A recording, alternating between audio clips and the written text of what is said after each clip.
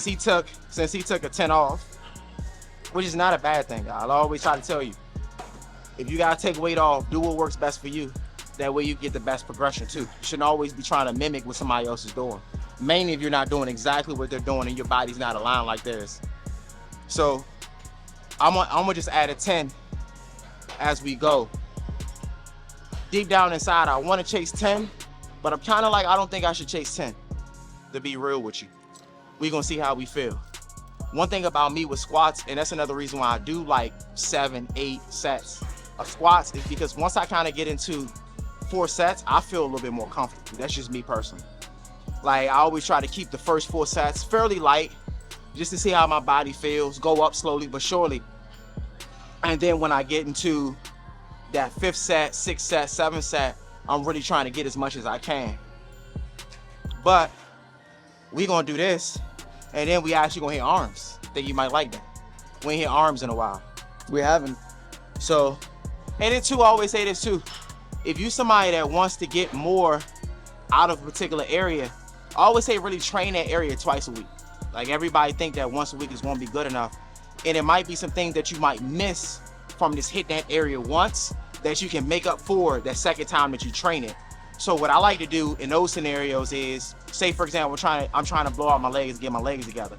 I'll train legs earlier in the week and then transition into about 4 days after.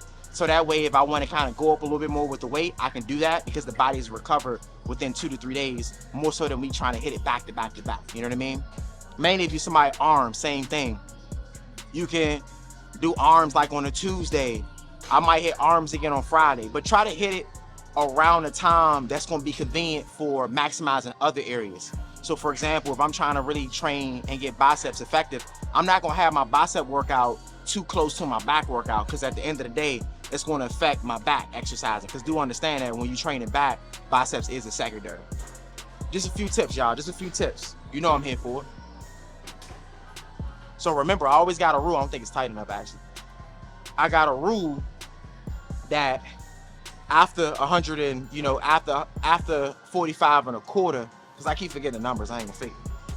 After that, I like to wear a belt. This is me personally. Yes, I can lift 315 without wearing a belt, 225 without a belt, but I try to get people to understand that it don't take one time to fuck up the back. Once the back is done, it ain't no coming back from it, unless you getting surgery. You know what I mean? Yeah. So I always say I'd rather be safe than sorry for the most part. Go in.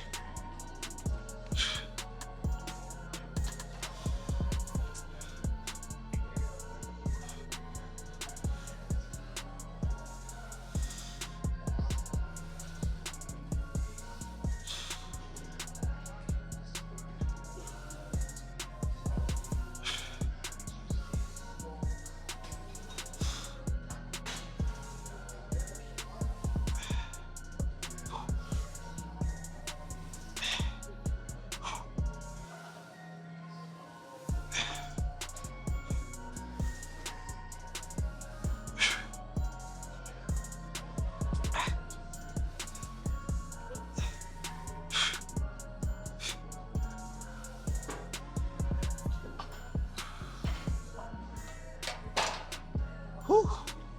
Not too bad, but I ain't gonna fake. You can feel a big difference when you put on a belt. I'm telling you, it's easy to lift a little bit more when you're wearing a belt than not using a belt as well. Keeps that core intact, lower back intact, so you get more. I ain't gonna lie to you, I'm really liking this Smith machine. That's how long it's been since I've used the Swift machine for squats. To a point I ain't even gonna fake. Damn, they want to use the Smith machine for the next 3 weeks. That's how big of a difference I feel.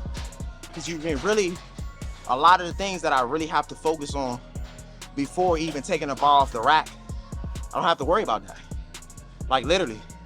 Like I said, one of my biggest failures is just making sure both ends are aligned. It's always a downfall for me. Second would be footing. Once you unrack, footing is damn near already good, so you don't have to readjust the footing or anything. Because remember, when you take it off the rack, you gotta take your baby steps back with that heavy weight, then get your footing together. And for me, that's why 4 sets in, it's a little bit easier for me to maximize the way that I want, because I'm gonna be real with y'all. I always have to get comfortable with footing makes best for me to maximize my squat. But let's get it.